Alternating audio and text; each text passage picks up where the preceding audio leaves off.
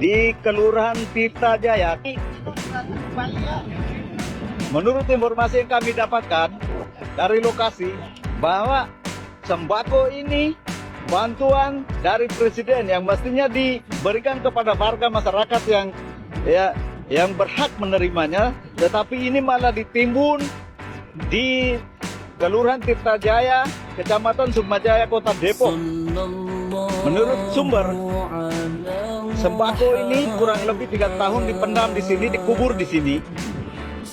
Menurut informasi yang kami dapatkan, awalnya ditaruh di gudang pusat JNE. Kemudian pada saat itu sedang ditelusurin oleh KPK. Menyewakan di atas ini, atas tanah saya tanpa izin, ya secara melawan hukum. Baik.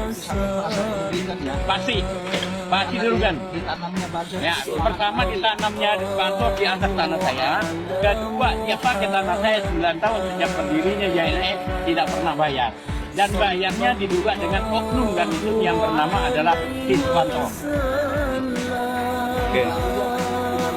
Pasti saya akan lakukan jalur hukum dari mulai penemuan ini. Saya juga tidak terima bahwa kenapa dipendam di tanah saya.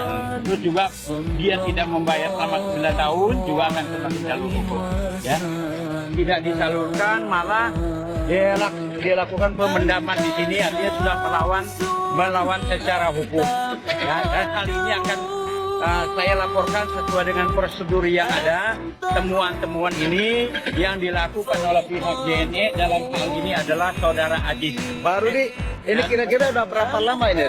Ya, rencana habis tadi ini setelah polisi datang ke sini dari pihak Polres atau Polsek, saya akan membawa barang bukti langsung untuk membuat laporan di Polres Kota Depok agar kasus ini disidik, karena ini adalah bantuan presiden. Ya, berupa beras satu ininya 20 kilo, ya, berupa beras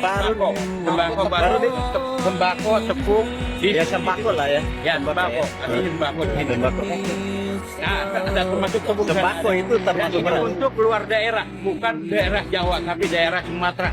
Baru ini kira-kira udah berapa lama dipendam di sini? Ini sekitar 2 tahunan lebih lah. 2 tahun ya. 2 tahunan. Awal-awal Covid tuh. Ya, awal-awal Covid maka dipendamlah oleh pihak JNE. Sembako ini bantuan dari mana? Bantuan presiden, Oh, ya. bantuan presiden. Jadi awal ceritanya pada saat ini kiriman dari pusat JNE.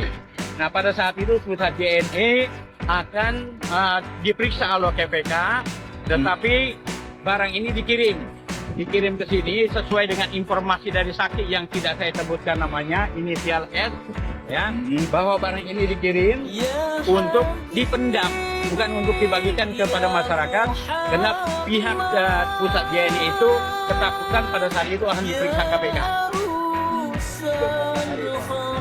Saya penggalian ini dari mulai hari kemarin dan hari sekarang. Ya, 3 hari ya. Ini hari ketiga. 3 hari.